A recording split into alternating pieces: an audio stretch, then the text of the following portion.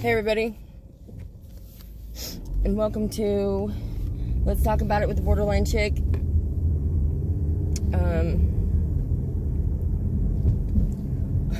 It's a funny story. I thought I already created this video once, so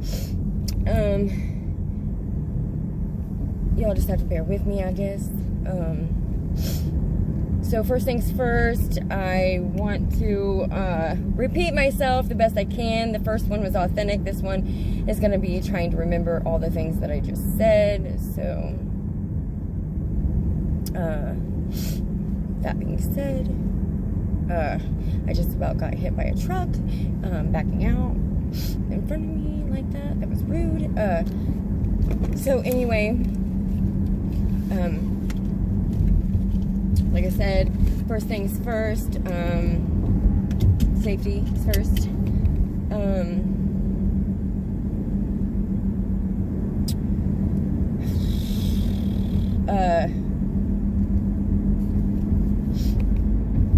Okay, so I want to start out by saying, for those of you that do not follow me on my podcast, this is going to be two birds with one stone type thing, which I do a lot, but sometimes I get funny messages, or just so everybody knows, I'm going to make this clear. For those that follow me on my podcast but not on my YouTube channel, if you hear me say something about how I look, or something that might come off weird, people that follow me on my YouTube channel can see me, and people that follow or listen to me on my podcast can't see me. So that's the weird, funny flip-flop there. Also, I'm very thirsty and I left my drink in the back. I just bought me a cherry Pepsi that I've been craving forever. By the time I get home, it'll be hot and I won't want it. I'm very particular about my soda.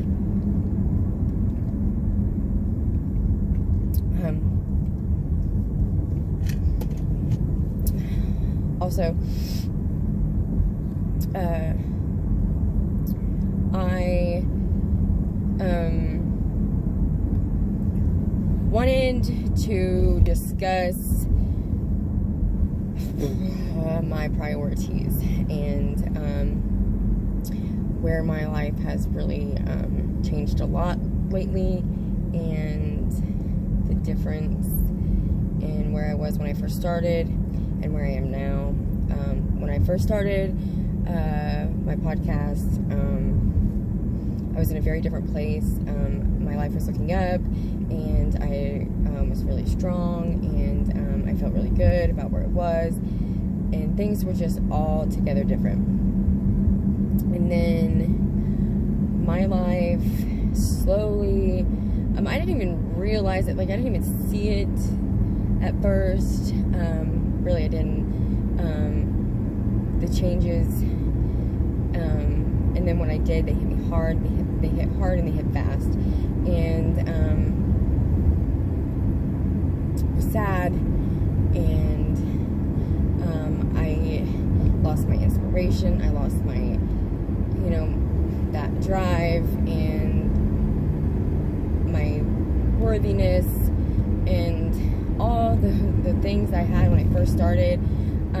Like I'm embarrassed to do this, or even talk, like, I'm embarrassed to do this in front of my not so much significant other anymore. But like when I first started doing this, I wouldn't do it in front of him. I would put it off if he was around, and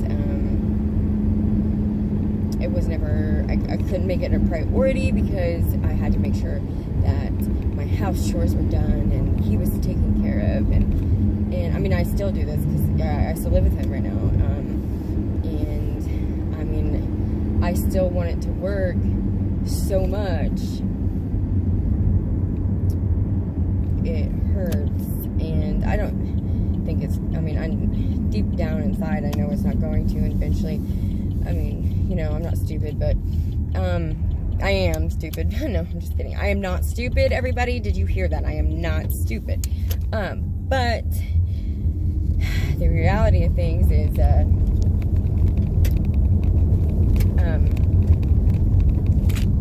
and I want to make sure that we're still going here. Okay. The reality of things is, you know, my situation and the way it is, and my fear of leaving is still really, I don't know if it's fear of leaving. I can't pinpoint exactly what this is, because as my old patterns and the way I used to be would, if I couldn't fix it, and I didn't know how to fix it, and I couldn't come up with the answers, or I knew that the end result, like the inevitable was ruin, or I get bored, or you know, I would beg and beg and beg for them to change, and they just wouldn't change, or back before I got a diagnosis and, you know, started diving in and learning psychology,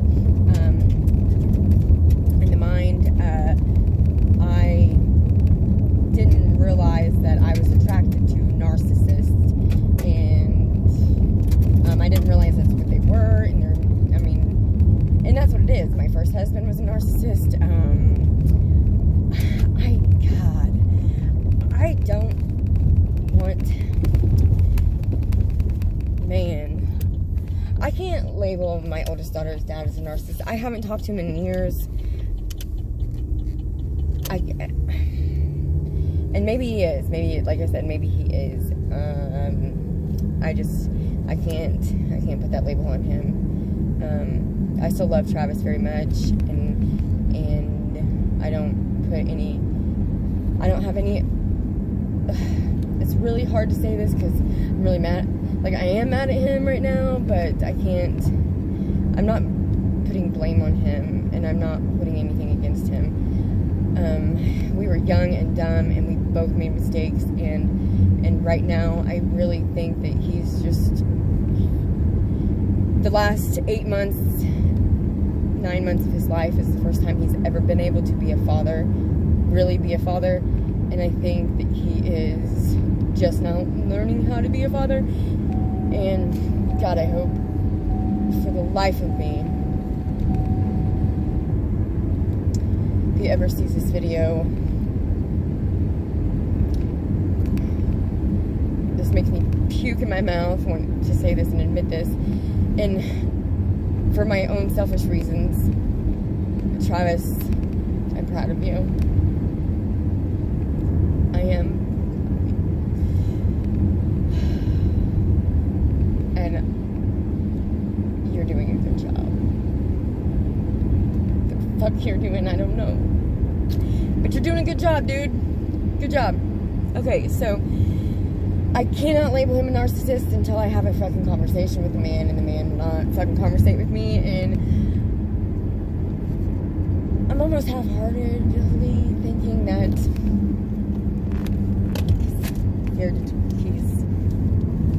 I'm not even gonna say what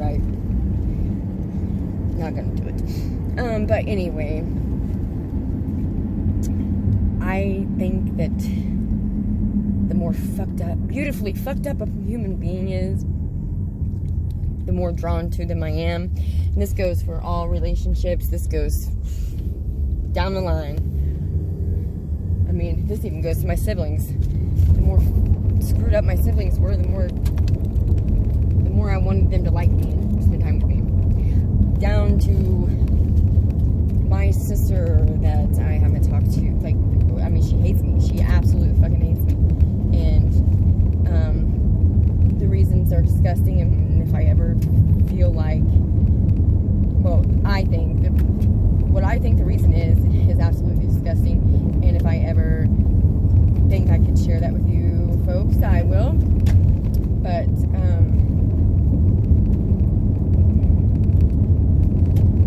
right now I can't, and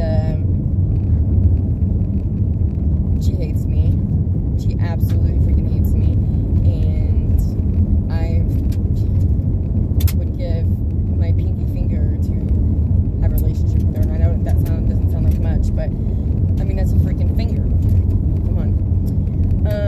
So anyway, what I was getting at is I really wanted to say that I'm sorry for...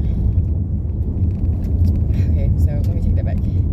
So in the beginning of all this, and after my suicide attempt in 2017, and when I started rebuilding my life, like really rebuilding my life, after my year and a quarter, I guess, of or almost a year and a half, really, of self-medicating with alcohol and almost killing myself,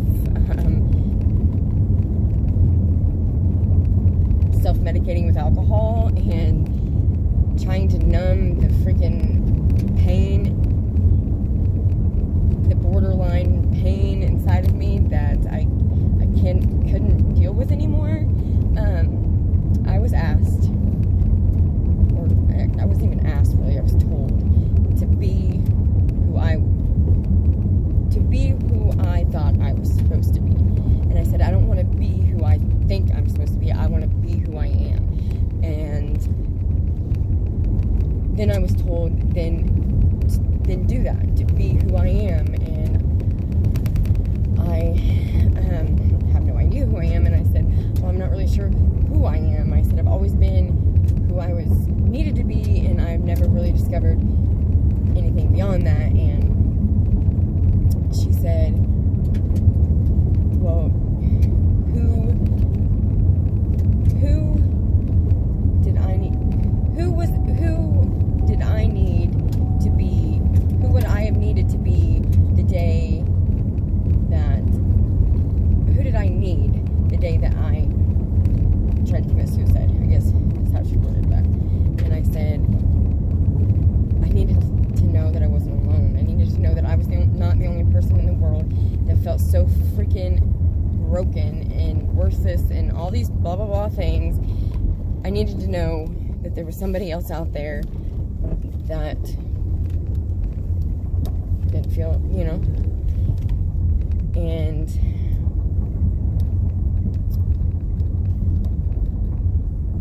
I went on and on about all the things I had to, you know, I have so much to say, and that's what she turned around with. She turned the whole conversation around with, and that's who you are, and that's who you are is who somebody else needs. And if you can let somebody else know that you are not alone, or that they are not alone, and share your knowledge and your words of wisdom, which I don't think they're words of wisdom by any means, but, you know, then that's who you are. And if you can help one, I mean, this was my words, but she was saying them back to me. If I can help just one person, then I've done something. I've done something in this shitty-ass world to make it a little better. Give a little good back into it. And I'm not trying to, like, bring world peace or anything, because we all know that ain't never gonna happen, but I'll have done something. And that's all I want. And I've neglected all of that. I've neglected maybe that one person. And for that, I'm sorry. So this is me letting you guys know that I cannot piss rainbows for you. This has not been an easy ride for me, and even though in the beginning of this I thought everything was going to be just downhill, and I say downhill because going down the hill is way easier than going up the hill, so I just wanted everybody to understand that.